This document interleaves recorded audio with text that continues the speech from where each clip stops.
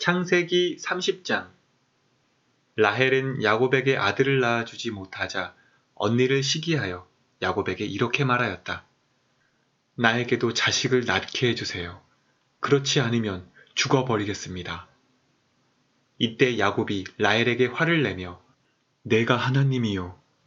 당신이 아이를 낳을 수 없게 하시는 분은 그분이 아니요. 하자 라헬이 그에게 내 여종 빌하의 잠자리에 들어 나를 위해 아이를 낳을 수 있게 해주세요. 그러면 그녀를 통해서 나도 자식을 가질 수 있습니다. 하고 그녀의 시녀 빌하를 남편에게 첩으로 주었다. 야곱이 빌하와 잠자리를 같이 하자 그녀는 임신하여 아들을 낳았다. 이때 라헬은 하나님이 나의 억울한 사정을 아시고 내가 호소하는 소리를 들으셔서 나에게 아들을 주셨다 하고 그 이름을 단이라고 지었다. 라헬의 시녀 빌하가 다시 임신하여 야곱에게 둘째 아들을 낳아주자 라헬이 내가 언니와 심한 경쟁을 하여 이겼다 하고 그 이름을 납달리라고 하였다. 한편 레아는 자기 출산이 멈춘 것을 알고 그녀의 시녀 실바를 야곱에게 첩으로 주었다. 실바가 야곱에게 아들을 낳아주자 레아는 운이 좋다 하고 그 이름을 갓이라고 하였다. 레아의 시녀 실바가 야곱에게 둘째 아들을 낳아주자 레아는 정말 기쁘구나. 여자들이 나를 행복한 여자라고 부를 것이다 하고 그 이름을 아셀이라고 지었다. 밀을 추수할 때 르우벤이 들에 나갔다가 합 한 채를 발견하게 되었다. 그래서 그것을 자기 어머니 레아에게 갖다 주자 라헬이 레아에게 언니의 아들이 구해온 합 한 채를 내게도 좀 주세요 하고 간청하였다. 그러나 레아는 그녀에게 내가 내 남편을 빼앗아 가고서도 부족해서 이제 내 아들이 구해온 합 한 채마저 빼앗아 가려고 하느냐 하고 쏘아붙였다. 그러자 라헬이 만일 언니가 나에게 그 합 한 채를 주시면 오늘 밤은 언니가 내 남편의 잠자리에 들 수 있습니다 하였다. 저녁 때 야곱이 들에서 돌아오자 레아가 나와서 그를 맞으며 오늘 밤에는 당신이 나와 함께 자야 합니다. 내 아들이 구해온 합 한 채를 내가 그 대가를 지불했습니다 하고 말하였다. 그래서 야곱은 그날 밤 그녀와 잠자리를 같이 하였다. 하나님이 레아의 기도를 들어주셔서 그녀가 임신하여 야곱에게 다섯째 아들을 낳아주고 내가 내 시녀를 남편에게 주었으므로 하나님이 그것을 보상해 주셨다 하며 그 이름을 이사갈이라고 하였다.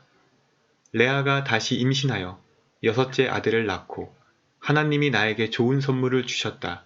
내가 남편에게 여섯 아들을 낳아 주었으니 이제는 그가 나를 소중히 여길 것이다 하며 그 이름을 스불론이라고 하였다. 그 외에도 그녀는 딸 하나를 낳고 그 이름을 디나라고 하였다. 그때 하나님은 라헬을 기억하시고 그녀의 기도를 들으셔서 아이를 가질 수 있게 하셨다. 그래서 라헬은 임신하여 아들을 낳고 하나님이 나의 수치를 씻어주셨다.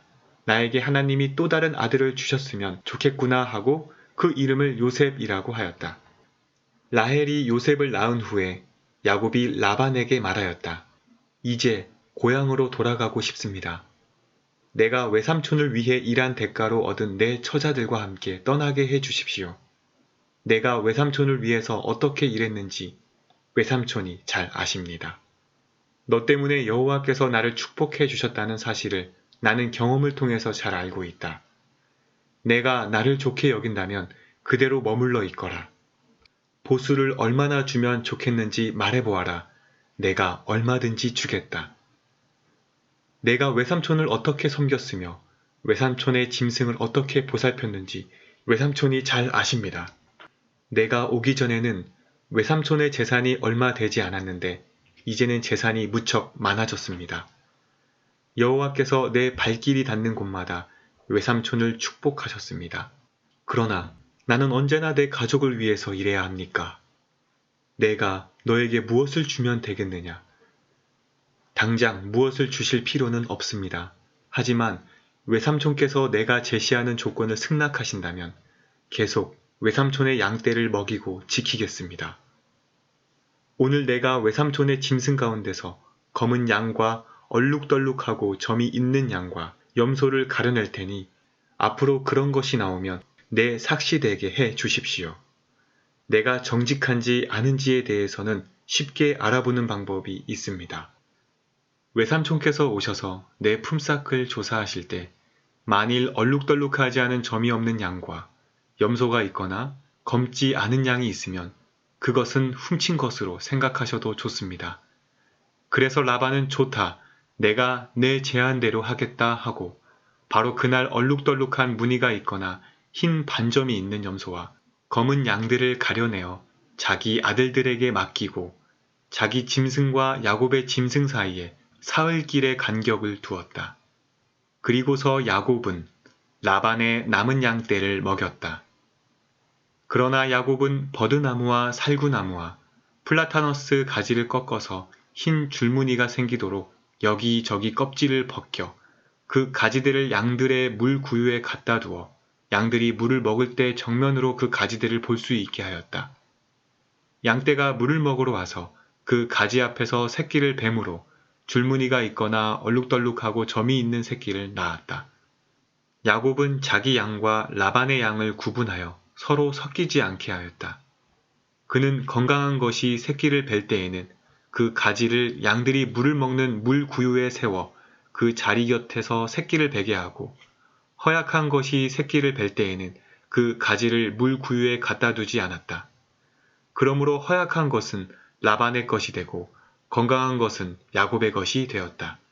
이렇게 해서 야곱은 순식간에 부자가 되어 남녀 종들을 거느리고 수많은 양과 낙타와 나귀를 소유하게 되었다.